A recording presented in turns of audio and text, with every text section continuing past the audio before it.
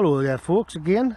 So you wouldn't think it, but we recently had some local elections here in Britain, and as far as I'm aware, the Conservatives lost a lot of seats, especially some of the areas in London.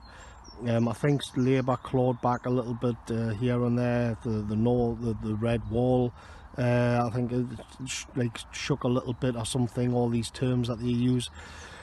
But like, you wouldn't think, and to be honest, nobody really gives a shit, because everybody knows that nothing's going to change, and the apathy in the general population, it just seems to be like a new high. It's as if everybody's just become completely disillusioned that the democratic process changes anything, and they'd be absolutely right about that.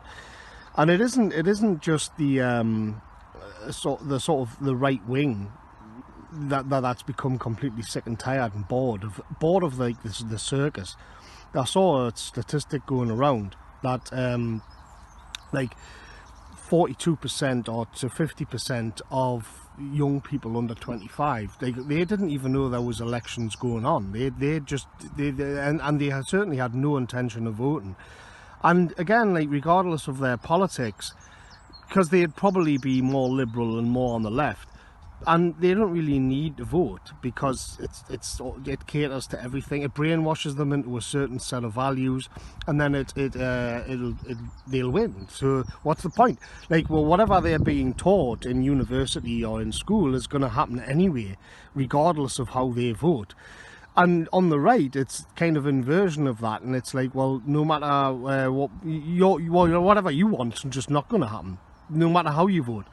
So everybody's like stuck in this kind of farce, and the political class in Britain has actually spent like all year. When I dip into the mainstream news from time to time, the big discussions of the year, except for like Ukraine and whatnot, internally has been this Partygate thing. It's been about like which politicians broke the rules of lockdown, and they're having all kind of investigations, and all kind of sort of dossiers are being compiled about like which politician drove across the country, or which politician went out for a pint. And again, you just think, like, nobody cares. Well, you know, the kind of shit libs on Twitter care, because that's what they're there for. They're there. They call these like stories like dead cat stories, where it's just like content being regurgitated and kind of pumped out by this system, by this like narrative crafting machine of the mass media and the tech oligarchs and whatnot, where they're just going to come out and just kind of serve up a bunch of slop so that people have got the pretense. People can pretend that there's still a kind of political discourse which goes on in the country. And when you look at America, I think it's interesting, because in America right now, like as I'm prattling on here, you've got that abortion thing, that Roe v. Wade thing, where basically the abortion laws are going to like be scrapped, where it'll only be allowed to happen at the state level or whatnot. But the upshot of it is that within, like, this is going to have ramifications, and even on the kind of dissident right, there's sort of moral implications. Or should we be pragmatic about this? You know, because when we look at the demographics and whatnot, and then you've got other people in the Christian camp saying that the abortion is wrong. And it's like, whatever side on that you take, it still has implications, and it still matters. Like, things will change, whatever side of that you fall on. So this is going to be something which actually, assuming that it goes ahead, of course, because here you get back into it.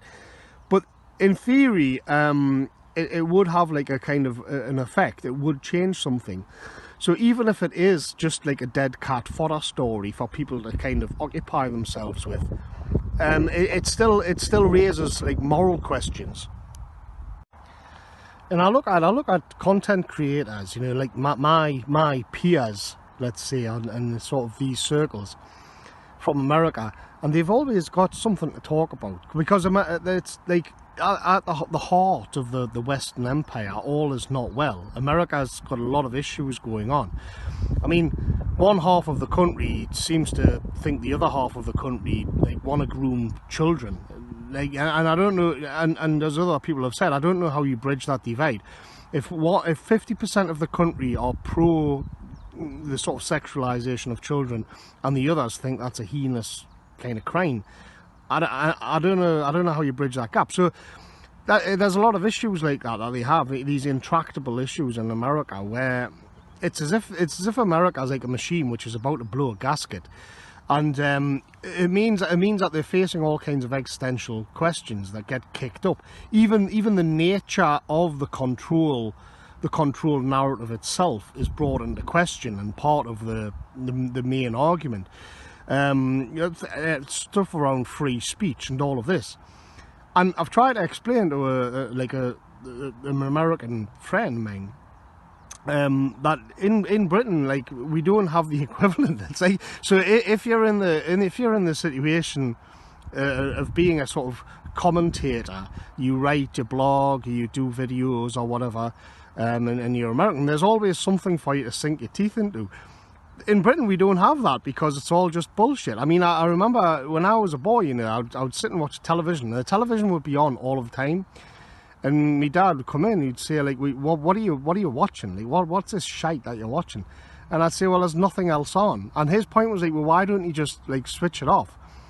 And it's like, it's this thing that you get into where you'll just accept what's there because there's nothing else. So you'll just sit and watch whatever garbage is on there, because the idea of just turning the television off, you know, it's like you don't even expect to be entertained. It's just that it's there.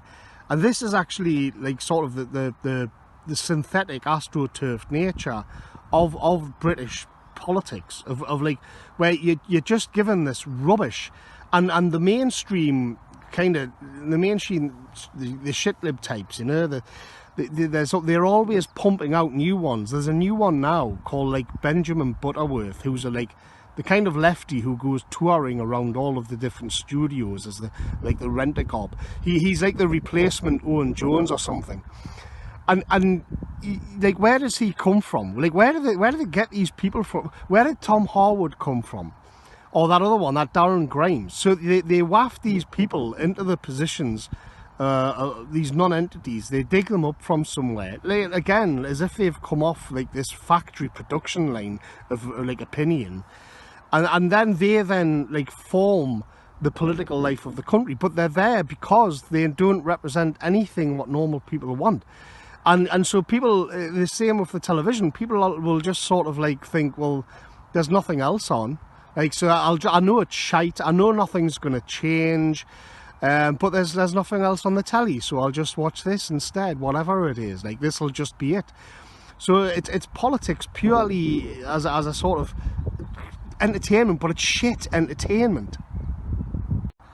And people have to pretend that like these non-stories are like huge issues when they're not, because there's nothing else on. It's all they've got. It's all they've got to sing. It's this pathetic little piece of gristle that they've got to dig their teeth into. Look how horrible, look how hypocritical the Tories are. They went on the piss, and they had like champagne dinner parties when I was locked inside my house for 6 months. The only reason you were locked inside your house for 6 months is because you believed the media, and the same media that wants to get you invested in this new kind of scandal. And so then on all of the LBC and on the BBC and on Sky and all of this, they wheel out all of these like pundits and talking heads, as if to say, well, right, what's your, and so the kind of the neo-lib cooked right kind of argument will be like, yeah, well, you know, it is bad. I don't know how we can excuse this. Mistakes have been made. And then the other side of that will be, oh, it's one rule for you and one rule. And none of it, nobody is going to say, well, maybe it was all just media bullshit and the government didn't believe it in the first place. Like, maybe that's the reality of it. Maybe the same media that's telling you to get yourself all worked up about bloody Partygate is also the one that convinced you to sit in your home for 6 months or whatever. And so all of it is just layers and layers of like fake, pointless bullshit. And it's mirrored in a way with the kind of plummeting views that the mainstream media gets. I can't help but notice the correlation where with this, in Britain especially, with this kind of apathy where, well, I can't make the bullshit stop, I can't change the system, I can't get the things that I want to talk about into the public arena, and so it's like they're being like force fed the equivalent of Netflix, where everybody's cancelling their subscriptions and everybody just wants to be left alone. I haven't got the faintest idea who's on Labour's front bench. So the kind of the second party, if you like, the red in opposition to the blue. I used to. I mean, I know that fella Keir Starmer's the leader of the party because he because he looks like Richard Spencer. But who sits with him on that bench? I haven't got the faintest idea, and I don't care because I know it doesn't matter. I used to, though. I can reel off, for example. Back in Thatcher's days, that era, you had John Major, you had Ken Clarke, you had Douglas Hurd, and then you go into the Blair era of, like, say, Peter Mandelson, Gordon Brown, Alistair Campbell, Jack Straw, and so why is it that now I haven't got the faintest idea who's sitting on those benches? It seemed like it used to matter, and now it doesn't. Like, I don't know what the policies are. I never read any of their manifesto, but it doesn't matter because you know that fundamentally nothing's going to change. And I think this is I don't know how you're supposed to do it. I don't know how you're supposed to just accept this shit show that you're not invested in, which doesn't speak to you, and yet this is supposed to be like where the big issues of your nation are being settled, when you know that it's all just this astroturfed fake crap. And they're getting to the point now where even when you point that out, you know, you look at the online harms bill and everything, it's like they're even worried that people are going to start and complain that it's like this. The lengths they're going to go to shut people up and to censor people, to say, well, you're not allowed to say it's all fake. You have to believe it.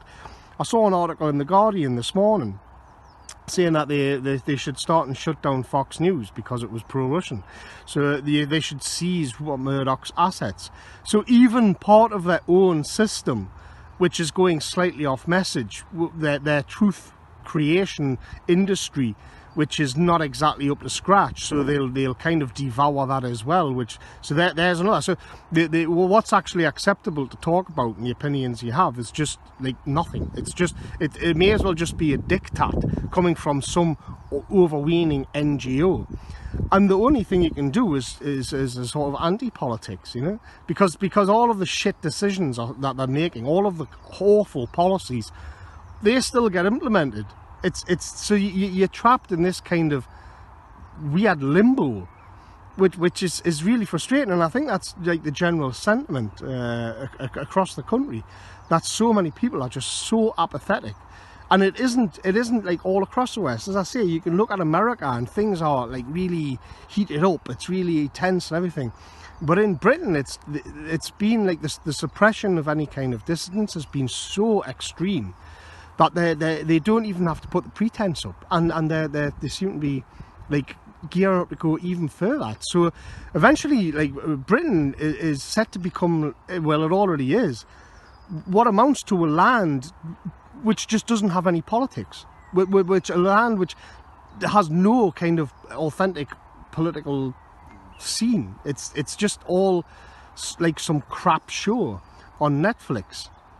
So that's just a bit of a rambling rant that I fancied getting off my chest. I haven't been doing much YouTube recently because I've mainly been on Substack. So I think I'm going to do more sort of off-the-cuff kind of rambles going forward and get back into YouTube a bit. So, but I've got a ton of stuff up on Substack, which you can support me for a price of a cup of coffee a month. I've got long form written essays and podcasts and all kinds of good stuff, and I'm going to carry on doing that as well. It's mainly me central hub. But anyway, until next time, see you later, folks.